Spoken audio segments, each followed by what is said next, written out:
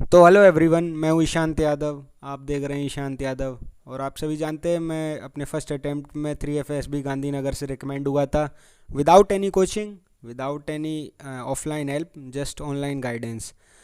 तो आज हम लोग लेक्चरेट के बारे में बात करेंगे, जो कि है future of sports in India, इस टॉपिक के ऊपर। अब रिसेंटली आप लोगों ने सुना होगा कि नीरज चोपड़ा, अपने पराग भैया और प्रणय भैया ने काफ़ी सारे बढ़िया बढ़िया काम किए स्पोर्ट्स के फील्ड में। तो इसीलिए स्पोर्ट्स जो है वो एक काफ़ी इंपॉर्टेंट लेक्चरर टॉपिक हो जाता है। और फ्यूचर जो इंडिया में स्पोर्ट्स का काफ़ी ब्राइट नज़र आ रहा है, क्योंकि आप लोगों को पता होगा जिस तरीके से इंडिया प्रोग्रेस कर रहा है वेरियस स्पोर्ट्स इवेंट्स में। तो चलिए आज का लेक्चरेट शुरू करते हैं। तो beginning with the introduction, India में हमेशा से टैलेंट भर भर के रहा है, ठीक है, कभी कमी नहीं रही। प्रॉब्लम किस पार्ट पे आती है कि इंडिया में जो टैलेंट है उसे प्रॉपर जो है लाइमलाइट नहीं मिल पाती, बिकॉज ऑफ वेरियस रीजंस। बहुत से प्लेयर्स होते हैं जिन्हें मौका नहीं मिलता, तो वो अपना मतलब लाइफ का वे ही चेंज कर देते हैं, गोल्स चेंज कर देते हैं, है ना। और इस तरीके से काफ़ी लोग हैं जिनको सिग्निफिकेंटली रिकॉग्निशन नहीं मिला, जिसके वो हकदार थे बिकॉज ऑफ देयर टैलेंट। अगर अब बात करें स्पोर्ट्स जो कि एंशियंट इंडिया में थे, तो इंडिया में काफ़ी पहले से स्पोर्ट्स का कल्चर रहा है, इनफैक्ट बहुत पहले से।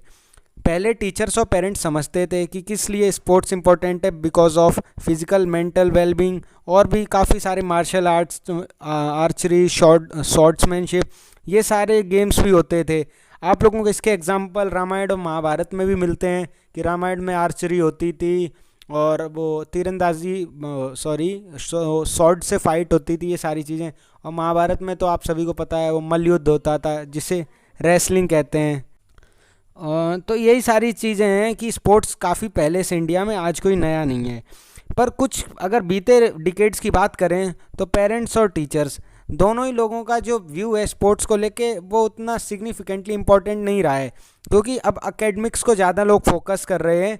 और इसीलिए खेलो इंडिया जैसे काफ़ी सारे अभियान चला रही है गवर्नमेंट इस चीज़ को बदलने के लिए। हालांकि काफ़ी पेरेंट्स अब समझ रहे हैं कि ज़माना बदल चुका है और आप हर फील्ड में सक्सेसफुल हो सकते हैं। इसीलिए धीरे धीरे स्पोर्ट्स की जो इंडस्ट्री है वो भी इंडिया में काफ़ी बूम कर रही है। तो अब आगे बढ़ते हैं, इंडियाज़ प्रॉमिसिंग फ्यूचर। तो India is an emerging market for sports, क्योंकि काफ़ी सारे रीजंस हैं। अब लोग अवेयर हो रहे हैं, समझ रहे हैं स्पोर्ट्स की इम्पोर्टेंस, और भी काफ़ी सारी चीज़ें हैं, जैसे कि अब जो व्यूअरशिप है टेलीविज़न पे वो काफ़ी स्पोर्ट्स की बढ़ रही है, तो लोग भी मोटिवेट होते हैं, अलग अलग ऑर्गेनाइजेशंस भी इन्वेस्ट करने के लिए मोटिवेट होती हैं, ठीक है। The Indian government has made significant investments in athletic facilities and training which will pump out more athletes. तो गवर्नमेंट की तरफ से भी काफ़ी सारे फंडिंग मिल रही है स्पोर्ट्स की ऑर्गेनाइजेशंस को, जिससे स्पोर्ट्स काफ़ी बूम कर रहा है कंट्री में। और ये जो बूमिंग इंडस्ट्री है इसकी वजह से काफ़ी एम्प्लॉयमेंट प्रोवाइड होता है। जैसे जब स्पोर्टिंग इवेंट्स होते हैं तो टूरिज्म भी बढ़ता है जहाँ पे होते हैं, और लोग देखने आते हैं, वहाँ पे काफ़ी सारे लोगों को काम मिलता है। जो आसपास के ट्रांसपोर्ट, लोकल ट्रांसपोर्ट लोग चलाते हैं उनको काम मिलता है, साफ़ सफाई करने वालों को काम मिलता है, और मतलब बहुत सारी जॉब्स क्रिएट होती हैं। और Indian government फोरटेल्स a meteoric rise on the world stage with more champion athletes emerging from the Khelo India system. तो रिसेंटली काफ़ी सारे इंडिया ने मेडल जीते हैं, बहुत बढ़िया परफॉर्म करना शुरू कर दिया इंडिया ने स्पोर्ट्स के इवेंट्स में, जिसकी वजह से बहुत इंडिया का वो जो फ्यूचर है स्पोर्ट्स में बहुत प्रॉमिसिंग नज़र आ रहा है। तब आगे बात करते हैं इंडियाज़ प्रॉमिसिंग फ्यूचर में अगले पार्ट की। खेलो India has also brought significant changes in the minds of people concerning their perception of sports. तो खेलो इंडिया स्कीम और इस तरीके के और भी काफ़ी सारे अभियान जो चल रहे हैं, उनकी वजह से काफ़ी बढ़िया बढ़िया इंडिया में एथलीट्स उभर के आ रहे हैं, क्योंकि अब स्कूल वगैरह में लोगों को पता चल रहा है कि हाँ स्पोर्ट्स में भी करियर बन सकता है। स्कॉलरशिप भी प्रोवाइड करी जाती है under Khelo India of 5 lakh rupees per annum for a stint of 8 years which will help players to develop their skills from a very young age. क्योंकि अब आप कोई स्पोर्ट अगर 20 की एज में शुरू करते हैं, मान लीजिए बॉक्सिंग आपने 25 पे शुरू किया, तो आप 35 पे रिटायर हो जाएंगे। इसीलिए आपको जब तैयारी करनी है तो आप बचपन से कीजिए, ताकि आपका एक बढ़िया करियर हो, लॉन्ग करियर हो। इस वजह से खेलो इंडिया काफ़ी प्रमोट कर रहा है ऐसे एथलीट्स को। और यहाँ पे एक स्पेशल केस की बात की गई, 16 year old Nisar Ahmed from a slum in the national capital who missed breaking the world record in the 100-meter sprint by 0.2 seconds and has now been selected as one of the 14 athletes who would be trained by Usain Bolt's coach in Jamaica। तो देखिए ये कितना बड़ा एक चीज़ है कि एक slum से निकल के यूसेन बोल्ट जो कि सबसे तेज़ स्प्रिंटर है हमारी हिस्ट्री के, ओलंपिक्स में भी और वैसे भी दुनिया में भी वर्ल्ड रिकॉर्ड इन्हीं के पास है। तो उनके कोच से ट्रेनिंग लेने तक का सफ़र किसने तय करवाया? स्पोर्ट्स ने। With the commendable performance of India in various events, देखिए इंडिया हमेशा से एक पावर हाउस रहा है और हम अब एक वर्ल्ड गुरु बनने की राह पे निकल चुके हैं। तो हम वो हर फील्ड में बनना चाहते हैं, चाहे वो इकोनॉमी हो या स्पोर्ट्स। तो इंडिया ने रिसेंटली ओलंपिक्स में अपना ऑल टाइम हाई रिकॉर्ड बनाया है और ये कॉमनवेल्थ गेम्स में भी बहुत बढ़िया परफॉर्म किया है। और आप लोगों को एक चीज़ पता होगी, जैसे चाइना जैसी कंट्री है जो कि ओलंपिक्स में बहुत मेडल जीतता है, तो वो ऐसे स्पोर्ट्स पे फोकस करते हैं जो बाकी दुनिया नहीं खेलती। शायद आप लोगों ने चीज़ देखी, जैसे टीटी है, टेबल टेनिस। काफ़ी कम कंट्रीज़ हैं जो सच में बहुत हाई लेवल पे इन्वॉल्व हैं इस गेम में, और उन्हीं में चाइना एक है और वो अपने बेस्ट एथलीट्स उसमें प्रोड्यूस करता है और हर बार मेडल ले जाते हैं।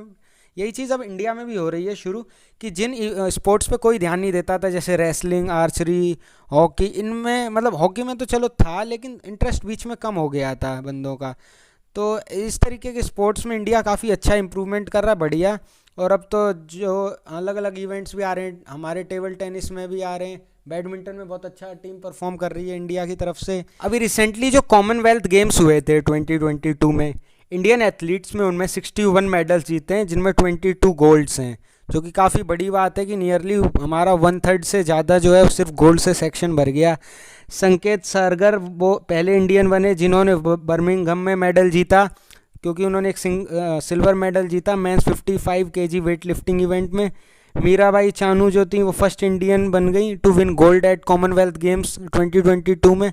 और इसी तरह से काफ़ी सारे एथलीट्स ने बहुत नए नए वर्ल्ड रिकॉर्ड्स बनाए और नए कीर्तिमान स्थापित किए कंट्री के लिए, और मेडल्स के साथ कंट्री के लिए इमेंस प्राउड लाए।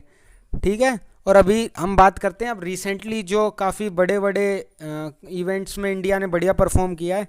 तो एक न्यूज़ तो आप सभी ने अब तक सुन ली होगी, जो कि मेरे को भी पता है, आपको भी पता है, वो है नीरज चोपड़ा सर ने जो कमाल किया है। मतलब जेवलिन थ्रो में अब इंडिया के हर बार गोल्ड आने, जब तक नीरज सर हैं, अपने करियर जब तक नीरज सर का चल रहा है तब तक हर फील्ड में गोल्ड पक्का है जेवलिन के केस में। तो इंडिया के gold Olympic gold medalist Neeraj Chopra थे, जो कि एक छोटे टाउन से आते हैं, खंडारा, हरियाणा। उन्होंने हिस्ट्री बनाई, कुछ ही अभी दिन हुए, दिन भी नहीं हुए अभी तो पूरे। तो वर्ल्ड एथलेटिक चैम्पियनशिप में पाकिस्तान के अरशाद नदीम को 1 मीटर से ज़्यादा डिस्टेंस से हरा के मेंस जेवलिन थ्रो इवेंट जो कि बुडापेस्ट में हो रहा था, गोल्ड हासिल किया और फाइनली वर्ल्ड चैम्पियन बने। और अपने अब प्राग भैया कैसे पीछे रहते। तो recently 18 year old grand master Praggnanandhaa created history by becoming the youngest player to reach the final of FIDE world cup earlier this week.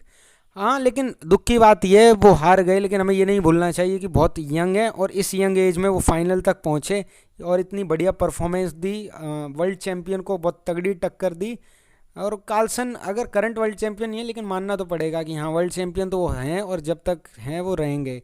ठीक है, और इससे पता चलता है इंडिया में गोल्डन एरा भी चेस का शुरू हो चुका है, क्योंकि आप लोगों को पता होगा कि रिसेंटली चेस के फील्ड में तो एकदम इंडिया बूम कर रहा है next level. Recently D Gukesh ने भी विश्वनाथन सर को पीछे छोड़ दिया in terms of FIDE ranking, जो कि 37 ईयर्स बाद किसी इंडियन ने हासिल किया है। तो इंडिया में अब चेस का करियर तो बहुत ज़्यादा ब्राइट है और देखते हैं आगे क्या चलता है इंडिया में। तो आगे बढ़ते हैं, लास्ट में हम आते हैं कंक्लूज़न। तो कंक्लूज़न में अब हम बात करते हैं कि इंडिया के लिए स्पोर्ट्स का फ्यूचर किस तरह रहने वाला है। तो देखिए इंडिया ने ना बहुत कमाल कमाल के ब्रेड टेकिंग मोमेंट्स दिए हैं स्पोर्ट्स के फील्ड में पिछले 7-8 डिकेड से, जब से हमने इंडिपेंडेंस पाई है।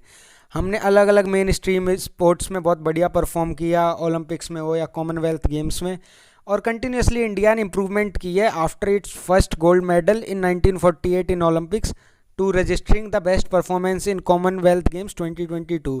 इंडिया बहुत बढ़िया परफॉर्म करता आ रहा है और कंटिन्यूसली ग्राफ हमारा ऊपर जा रहा है। तो इससे ये तो क्लियर फ्यूचर बहुत ब्राइट है। और इंडिया में जो पहले लाइन थी कि खेलोगे कूदोगे होगे खराब, पढ़ोगे लिखोगे बनोगे नवाब, अब ये थोड़ी थोड़ी बदल रही है, क्योंकि देश जागरूक हो रहा है हर फील्ड में और स्पोर्ट्स कैसे पीछे रह सकता है।